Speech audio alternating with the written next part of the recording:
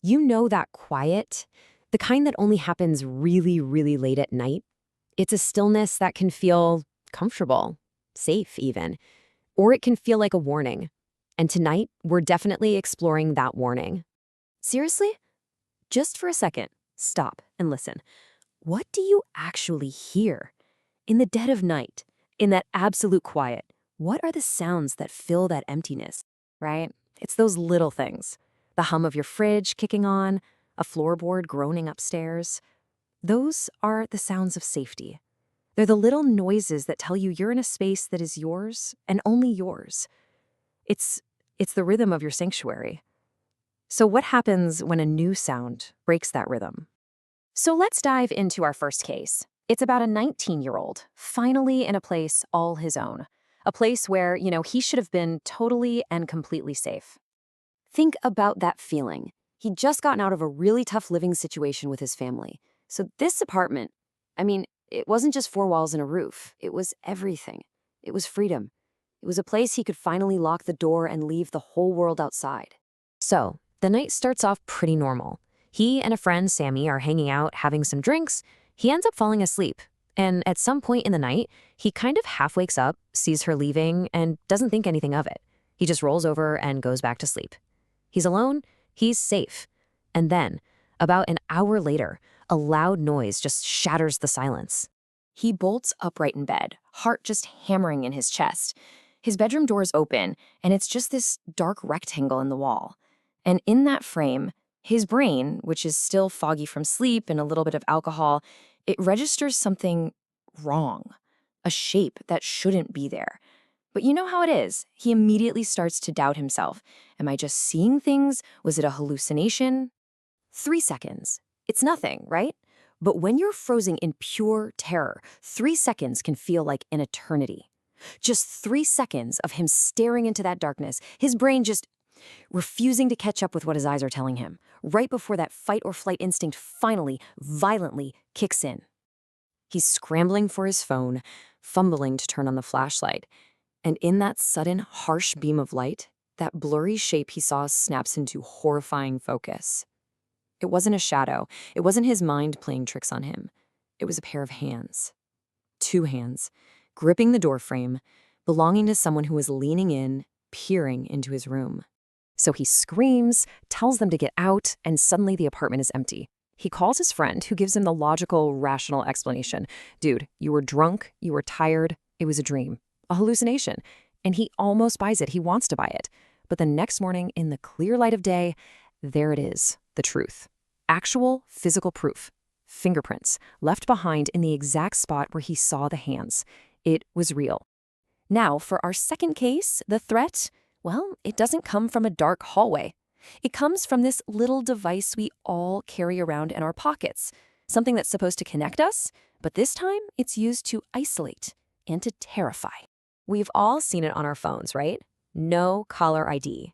And usually, you just ignore it. It's a telemarketer, some kind of spam.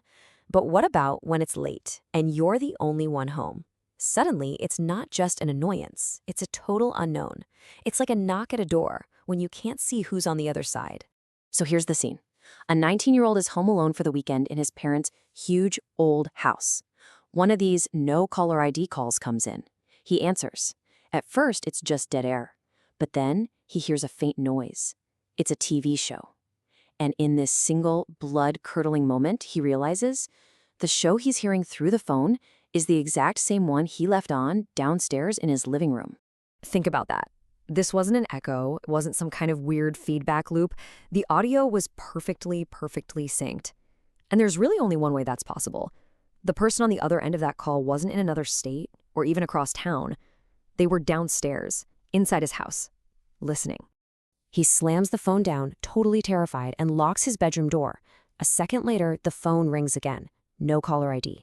He answers, and this time, it's not the TV he hears. It's footsteps. And they perfectly match the sound of someone walking up his stairs, down his hallway, and stopping right outside his door.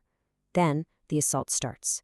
He hears the doorknob jiggle, feels a heavy push against the door, and then a single, slow, deliberate knock.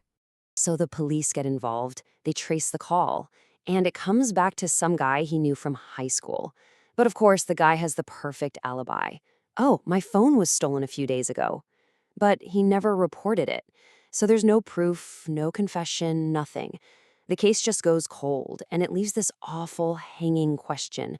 Was it some old acquaintance turned stalker? Or just a random stranger who happened to steal the right person's phone? Okay, our last story tonight takes us to a place that I think a lot of us are familiar with, a friend's basement, a place that can strip away all our modern comforts and just plunge us into that primal elemental fear, the fear of what's waiting for you in the pitch black. So he's crashing on a pull-out couch after a night out with friends. He wakes up in the middle of the night thirsty, and the darkness is absolute. The only light at all is the tiny red dot on the cable box and the faint green glow from a mini fridge. It's not enough light to actually see anything. It's just enough light to make shadows. As his eyes adjust, they drift over to a corner of the room, and he sees this shape. Just a patch of darkness that's somehow even darker than everything else around it.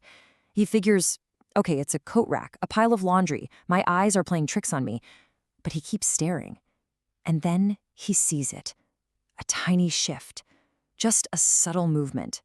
And he realizes that's not an object. It's a person, standing there, watching him.